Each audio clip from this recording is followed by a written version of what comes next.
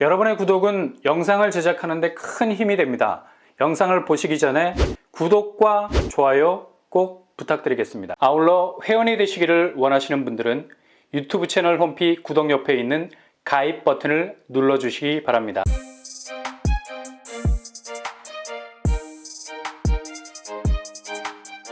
안녕하세요, 뻔뻔한 목독방입니다. 다시 한번 역대급 기록을 갈아치웠습니다. 패턴이 아주 비슷한 양상으로 가고 있어요.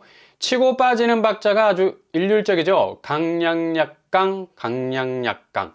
바로 매물 증가량이 급해진 심리적인 기전이라는 회로를 타고 일단 최대 정점을 갈아치우고 직전 수치로 돌아갔다가 다시 기록을 경신하고 있는 상황입니다.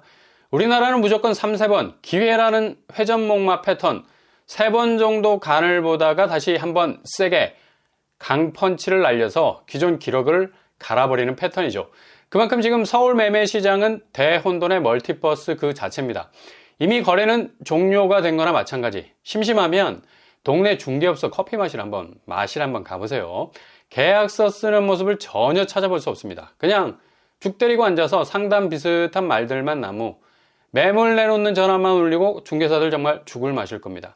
이미 서울 거래는 절벽을 넘어서서 깎아지른 낭떠러지로 떨어지고 있는 와중이죠. 그만큼 부동산 시황이 급속도로 얼어붙고 있는 상황입니다. 서울 매물 건수만 쓱 들여다봐도 직전 77,200건에서 오늘 10월 29일 헬로윈데이 가까이 가면서 다시 으스스한 기록들을 쏟아내고 있잖아요. 77,500건으로 넘어가고 있고요. 기록 경신입니다.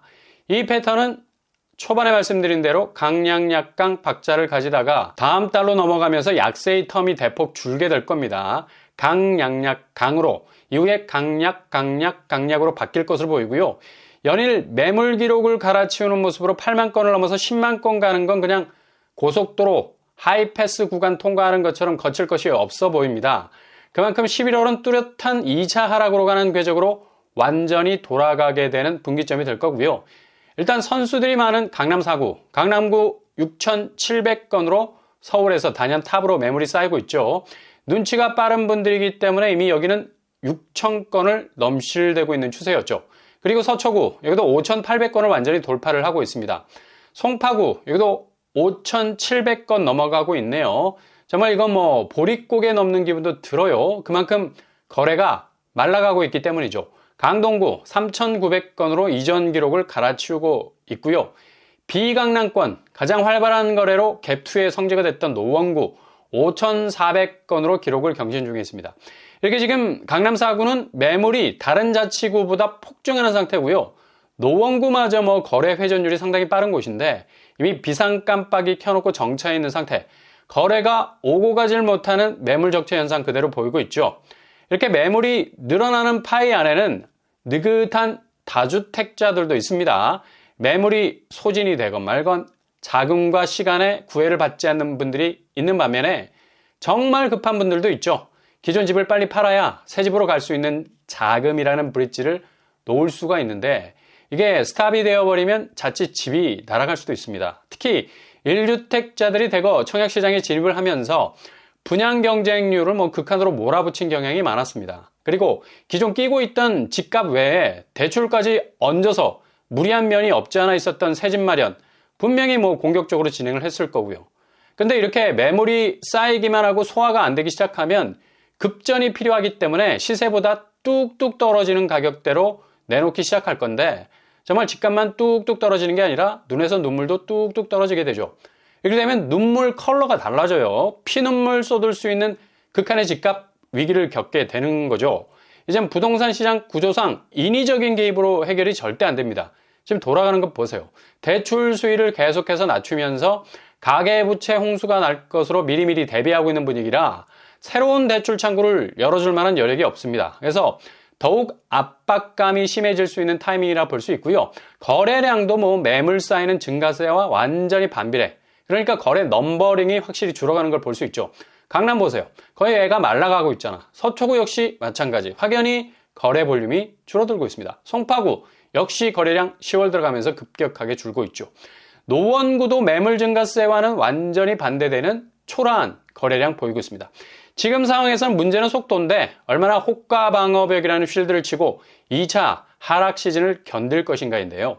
이게 지난 1차 하락 시기와는 비교가 안 될 만큼 집값 하락 속도가 빨라지게 될 결정적인 이유가 있죠. 바로 가계부채 때문입니다. 대출은 차주들에겐 그대로 부메랑입니다. 돈을 빌릴 땐 몰랐던 무게감이 이후에 원리금과 이자를 내면서부터 완전히 달라지게 되죠. 개인 자금이 인풋, 아웃풋이 원활하게 된다면요. 무슨 문제겠습니까?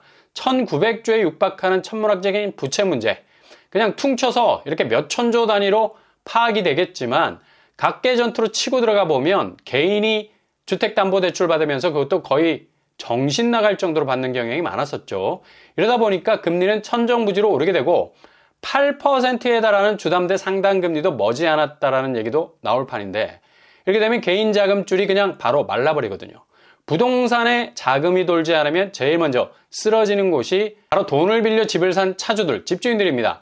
건설사들이야 뭐 자금 경색 오면 국가에서 쉴드 쳐주고 빠져나갈 테러를 마련해 줄 수가 있는데 개인은 그대로 파산각으로 가게 되죠. 그래서 집을 서둘러 팔아버리고 손을 털려고 하는 행렬이 급속도로 장사진을 이루게 될 겁니다. 당연히 집값이 떨어지는 속도가 가팔라지겠죠. 상반기 정책금리 저리의 대출을 본인 소득 관계없이 땡긴 분들이라면 충분히 이런 위험에 노출되어 있는 것 당연한 거고요. 오죽하면 뭐 국토교통부에서도 장관이 나서서 추경 매수가 일어날 상황은 아니라는 얘기를 하면서 지금 올라타는 것에 대해서 매우 신중을 기하라는 말까지 하겠습니까? 이거 뭐 공식적으로 경고를 날린 거죠. 지금 고금리가 단기적으로 끝날 사안이 아니라 거의 30년 이상도 갈 수 있는 그냥 지금의 기준이 스탠다드가 될 가능성이 높다는 얘기죠. 그만큼 지금 부동산 상황은 완전히 2차 하락 쪽으로 기울어진 분위기 제대로 잡고 있다는 얘기입니다.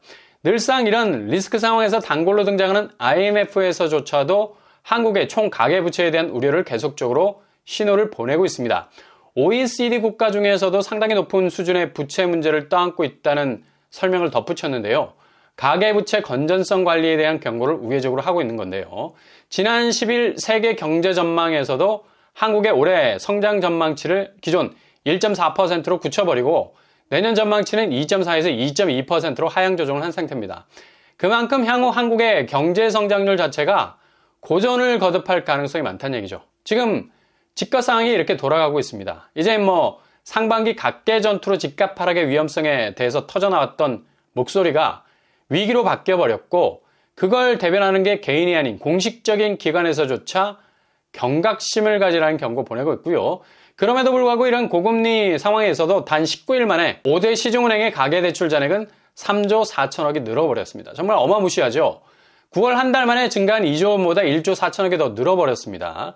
아니 지금 누가 봐도 부동산 시장이 엄청난 경랑 속으로 들어갈 게 뻔한데 이순신의 명량대첩, 울돌목, 바닷물이 바위에 튕겨져 나오는 소리가 우는 소리 같다 해서 붙여진 이름, 일본이 이런 파고를 무시하는 바람에 개박살이 났었죠.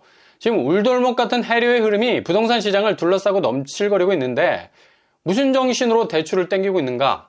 여전히 한국은 부동산 유전인자, 특히 신축을 잡으면 무조건 오른다는 생각에서 벗어나지 못하고 있습니다. 일단 미친 듯이 쏴대는 분양가 받고서라도 이후 시세 차익으로 다 해결된다라는 극단적인 집값 상승에 대한 믿음이 정말 바보 같은 판단을 내리게 만드는 거죠. 아니 이 상황에서 조금만 기다리면 거의 뭐 40% 이상이 빠질 집값 줄 수도 있고 분양시장, 매매시장이 이렇게 약세장으로 가는데 어떻게 분양가 높일 수 있겠어요? 예전에는 분양가 한번 올라가면 내려올 생각을 안 하는 나무 위의 고양이였는데 지금 역대급 부동산 대전환기에 와 있기 때문에 아마 부동산 역사상 최초로 매매가 하락으로 인한 가격 다운이 진짜 눈을 비벼도 믿기지 않을 만큼 눈앞에서 실현이 될 것 같습니다. 그러니 무턱대고 청약을 해서 어마무시한 가격으로 집을 받는 게 정말 그냥 수억을 길거리에 내다버리는 격이 되는 거죠. 조금만 기다리면 되는데 이걸 골든타임이라 생각하고 뒤도 돌아보지 않는 직진을 하고 있다는 얘기입니다. 이게 제일 위험한 리스크죠. 그래서 최근에 신고가가 뜨는 것에 대해서는 일단 가재미 눈을 뜨고 의심의 눈초리로 매섭게 채찍질을 해보셔야 되고요. 절대로 흔들리면 안 된다는 거죠. 자칫 호구멱살 잡힐 수도 있어요. 그 이유는 명확하게 세 가지. 첫째, 지금 집주인들 100% 집값 내린다는 거 알고 있습니다. 둘째, 금리 말씀드렸죠. 30년 고금리 상황을 말하는 사람도 있습니다. 셋째, 경제 지표가 안 좋기 때문에 어떤 수단과 방법을 동원해서도 집값은 헬륨가스가 안 들어갑니다. 풍선 띄우려면 이게 필수적으로 들어가야 되는데 만들어낼 재간이 없는 거예요. 그만큼 경제 생산 능력 수치가 뚝 떨어져 있기 때문이라는 얘기죠. 그러니 연말 우리는 부동산 하락장, 역사의 한 페이지를 경험하게 되는 아주 특이한 포인트, 그 시점에 서게 될 수도 있습니다. 잘 체크하셔서 대비하실 수 있길 바랍니다.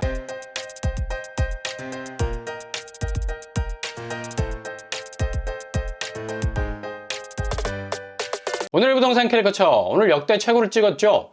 이렇게 연말로 갈수록 기록 경신은 새로운 숫자를 쏟아내게 될 겁니다. 관성의 법칙은 상승 쪽만 아니라 하락 쪽으로 더욱 속도를 내는 경향이 있기 때문에 가팔라진 부동산 시장의 하락 추세는 우리의 예상을 뛰어넘는 새로운 부동산 지형을 만들어 낼 수도 있겠네요.